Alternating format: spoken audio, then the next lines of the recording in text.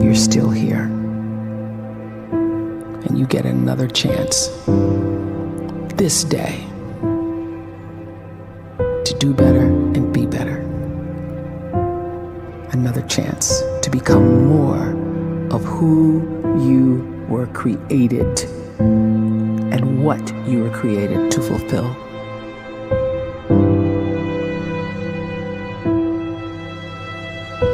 Everyone in the world is capable of living outside the role or beyond the roles that they place themselves in, no matter what it is. You're not just a dad, you're not just a banker, you're not just a brother or a son or a convict. It doesn't matter. Like, everyone is bigger, much bigger, infinitely bigger than the roles they place themselves in, and is capable of reaching potential greater than anything they could imagine.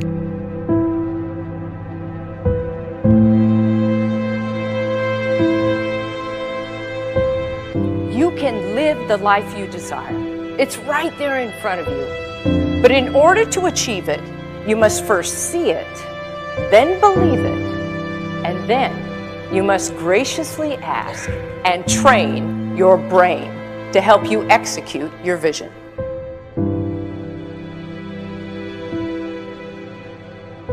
So when you start to focus and you delete distraction from your life, and you start to get seriously invested in doing one thing staggeringly well, and you practice that one thing over and over, a term to think about is mundanity. You do one simple, seemingly insignificant thing every day around your main skill, and it's very mundane, but small daily improvements over time lead to world-class results. Well, here's what happens in your brain. You start to isolate a single neurocircuit around that skill, and that starts to trigger a certain type of brain cell called an oligodendrocyte, which then releases myelin.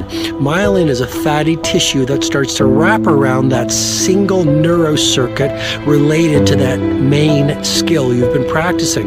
And when myelin starts to wrap around the brain circuit, what happens is you have accelerated learning times, you can see more quickly, heightened perception, and you'll learn more quickly. And that is really the quote-unquote secret of the great producers. It's not a result of some natural gift, but their daily practice, their relentlessness and their grit, their work ethic, and their singular focus and sacrifice.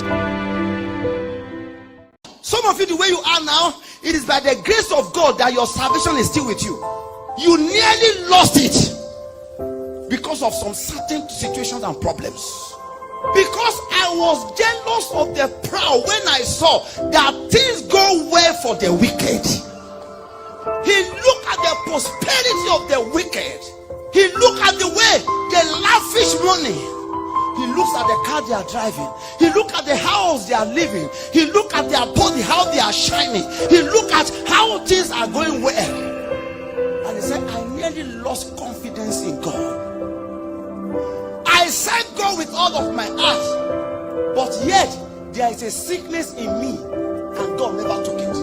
So when I saw all these, I've nearly lost my confidence. People who are not praying the way I'm praying, they have money to pay their rent, but every month I have to go and beg before I can pay mine.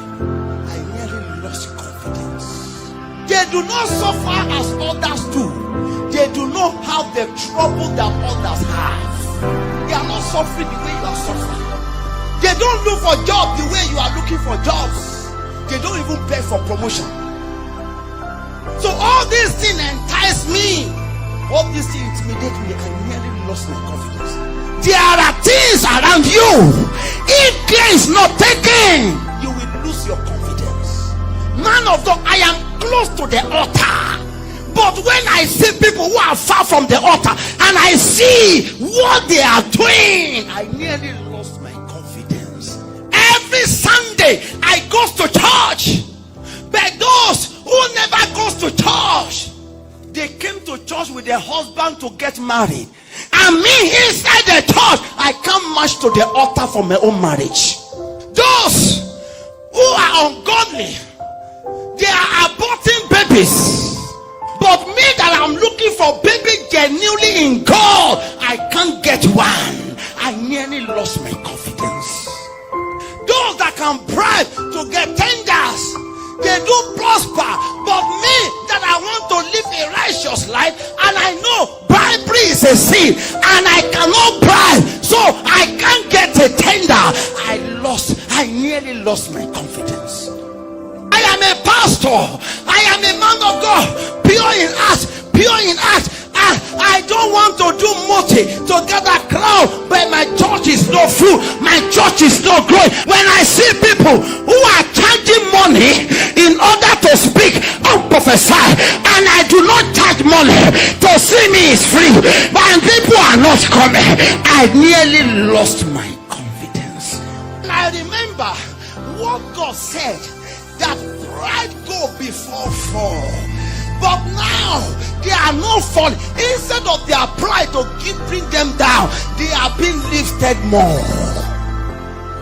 I humble myself, but I am not rising. They are proud, but they are increasing. I nearly lost my confidence. You told me, Father, that if I humble myself, you will come and heal my land. But I humble myself, I live my life in humility, but yet I am not up to their standard. I nearly lost my confidence. Oh God, why do you punish me? Can I prophesy? If you are under this category, within 48 hours, your situation will change. I want this message to be spread to everyone. When you get it, go. If you're on Facebook, help me to spread this message of today.